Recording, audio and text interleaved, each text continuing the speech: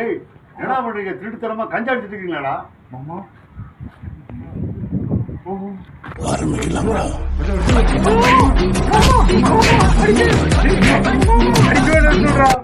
கஞ்சாவோட அடிச்சிட்டு இருக்கிறீங்க?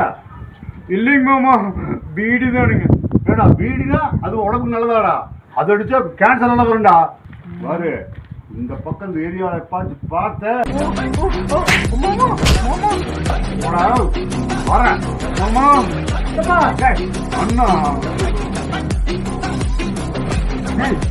மாமா இந்த அடி அடிக்கிறாரு.